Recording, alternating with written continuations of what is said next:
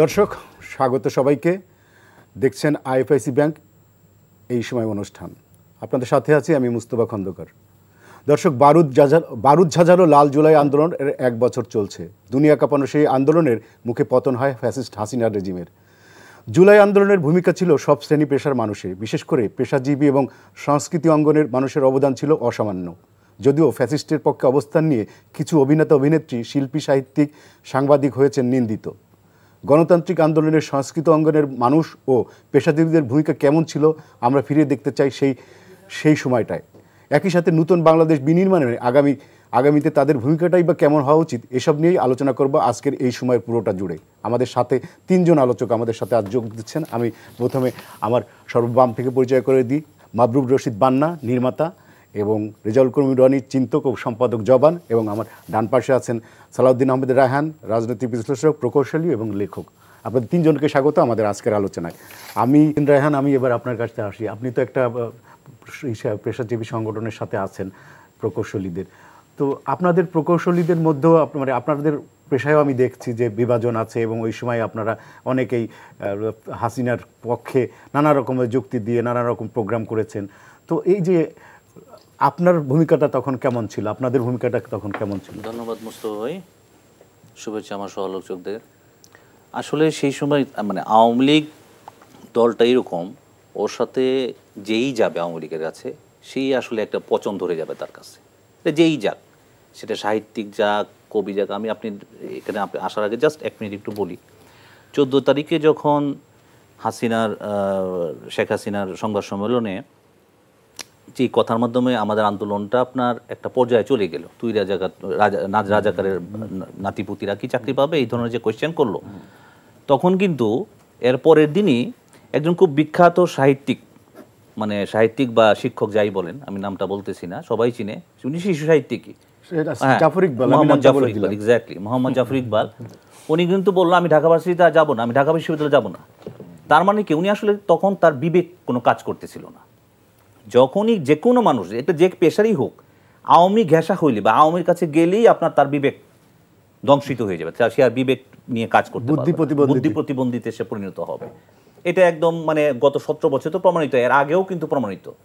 এই জন্যই আপনার একটা রিউমার ছিল বা যে কোনো ধরনের একটা মিসনোমার ছিল, মানুষের মধ্যে একটা কথোপকথন ছিল সবসময় যে তুমি মানুষ না আওয়ামী লীগ। এই ডিফারেন্সিয়েশনটা ছিল কেন?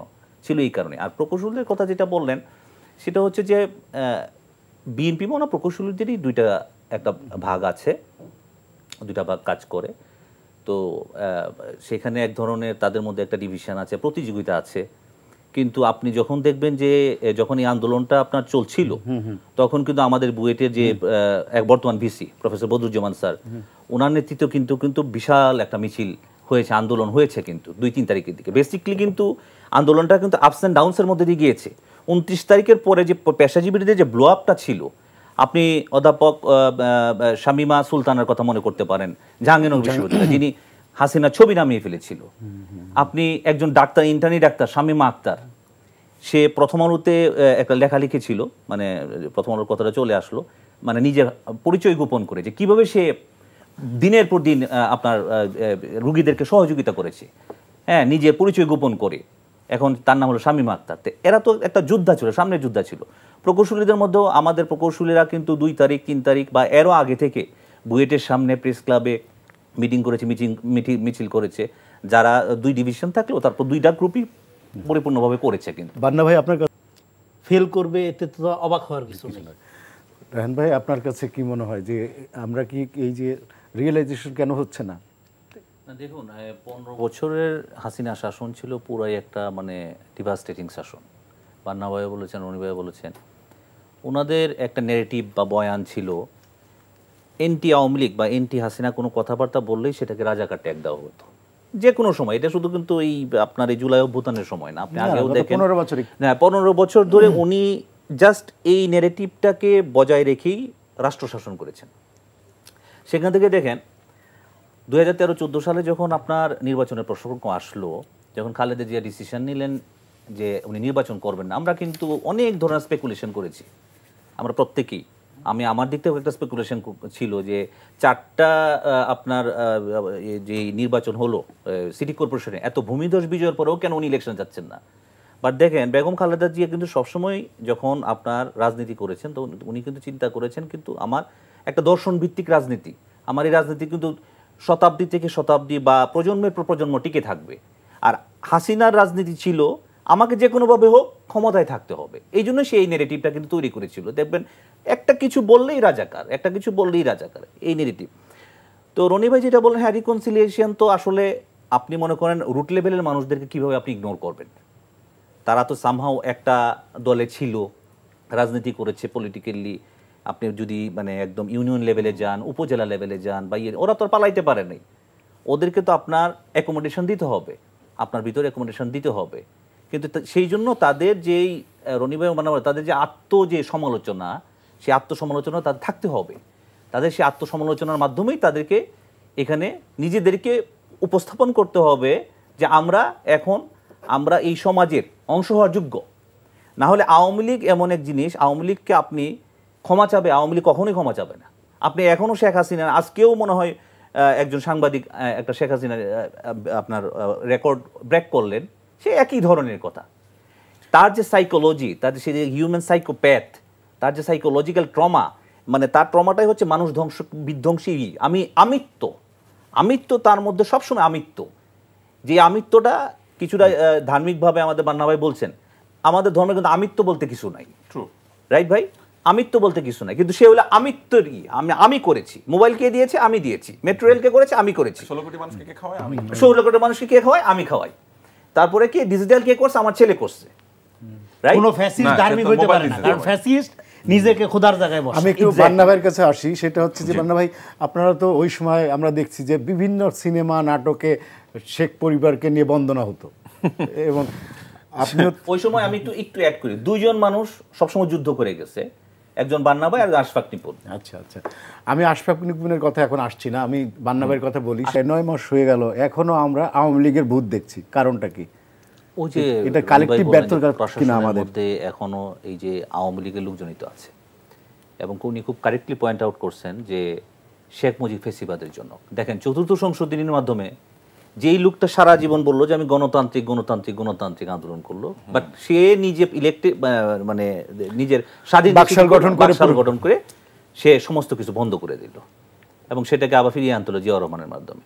তো উনি খুবই কারেক্টলি পয়েন্ট আউট করছেন, এই কান্ট্রি, আমি এই কথাটা লিখে রাখলাম, এই country without Awami League, we should have this. আমাদের ওইদিকেই যেতে হবে। কিন্তু এই ভূত ছাড়াবে কে? সবাই তো আমাদের সম্মিলিত প্রয়াস থাকতে হবে। আমরা তো পারছি না, 9 মাস হয়ে গেছে। আমি আপনাকে বলি, এই যে জুলাই অভ্যুত্থানটা হলো, সেখানে কিন্তু মানুষের গণতান্ত্রিক আকাঙ্ক্ষা এবং সাংস্কৃতিক যে তার যে আপনার সাংস্কৃতিক বোধ, সেটা কার্যকরী ছিল পুরোপুরি, যে আওয়ামী লীগকে ধসাইতে হবে, এখানে আওয়ামী লীগ বিহীন বাংলাদেশ লাগবে।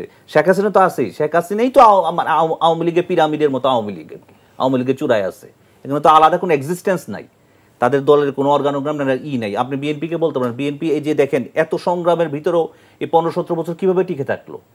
আসলে বিএনপির ভিতরে আপনার মনে করেন ওই ধরনের গণতান্ত্রিক আছে বলেই টিকে আছে। আর আওয়ামী লীগের আজকে অবস্থা দেখেন, 54 বছরের বাংলাদেশের ইতিহাসে আপনার অনেক আন্দোলনিত হয়েছে, কিন্তু কোনোদিন কি কোনো সরকার প্রধান নিজে পালিয়ে গিয়েছে, তার পরিবার পরিজন পালিয়ে গেছে, তার পুরা সংসদ, পুরা মন্ত্রিসভা পর্যন্ত পালিয়ে গেছে। বাইতুল মুকাররমের ক্ষতি পর্যন্ত ভেরি মানে ইম্পর্টেন্ট। এটা ওনার আব্বা কিন্তু অনেক বড় একজন আলেম ছিলেন, গোপালগঞ্জের। আলেমের ঘরে জালেমও হয়, আলেমের ঘরে জালেমই হয়েছে। আমাকে অনেকেই বলছে যে বাইতুল মুকাররম ক্ষতি, মানে খুব ভেরি কারেক্টলি পয়েন্টে দেওয়া।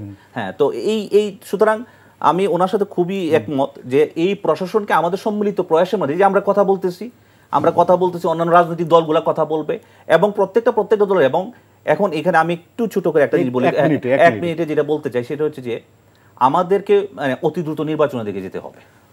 ইট ইজ ভেরি ইম্পর্টেন্ট, অবশ্যই যেতে হবে নির্বাচনের দিকে ফেব্রুয়ারিতে। না হলে আপনার যে আনরেস্ট প্রতিনিয়ত হচ্ছে, এটা কোনোভাবেই কন্ট্রোল হবে না। আপনার একটা আনরেস্ট হবে, আপনি 7-8টা রাজনৈতিক দলের সাথে বসলেন, একটু খুশমেজাজ করলেন, this is not the solution. আচ্ছা, হ্যাঁ, আপনি অবশ্যই একটা গণতান্ত্রিকভাবে শুদ্ধভাবে নির্বাচিত সরকারের কাছে আপনার ক্ষমতা হস্তান্তর করতে হবে। It is very quick. আচ্ছা পান্না ভাই, আমাদের হাতে সময় নয়, আমি 1 মিনিট আপনার কাছে জানতে চাই, সেটা হচ্ছে এই যে নির্বাচন নিয়ে মানুষের ভেতরে এক ধরনের কনফিউশন তৈরি হচ্ছে, আদৌ ফেব্রুয়ারির ভিতরে নির্বাচন হবে কিনা, আপনাদের কালচার নিয়ে এই নির্বাচন নিয়ে কি কোনো হেডেক আছে, কোনো উদ্বেগ আছে? আমি খুব একটা দেখি না, মানে আমার মনে হয় যে এখানকার মানে আমার হয়তো অপারগতাই হতে পারে, একটু জানাশোনার ব্যাপারেও কম হইতে পারে। আমি খুব একটা রাজনৈতিক সচেতন না তা এদের মধ্যে দেখি কম। মানে আমার কাছে মনে হয় যে ওই যে বললাম না, মানে প্রথমেই যে ওই যে ধান্দাবাজির কথা বললাম, ওইটা একটু বেশি মনে হয়, বেশি মানে এটা আপনাকে রাজনৈতিকভাবে সচেতন হইতেই হবে, মানে আপনাকে জানতে হবে সারা পৃথিবীতে কি ঘটছে, আপনাকে জানতে হবে। আপনি তো প্রপার সাংস্কৃতিক কর্মী তখনই হইতে পারবেন, সাংস্কৃতিক ব্যক্তি তো তখনই হইতে পারবেন, আপনি তো প্রপার একজন কবি, সাহিত্যিক বা একজন নাট্যকার বা একজন চলচ্চিত্র নির্মাতা হইতে পারবেন যখন আপনি সারা ওয়ার্ল্ড সম্বন্ধে আপনার একটা ভালো ধারণা থাকবে। নাহলে কিভাবে হয়, মানে নলেজ কই? আমি এই জিনিসটা অভাব দেখি প্রচুর একটা।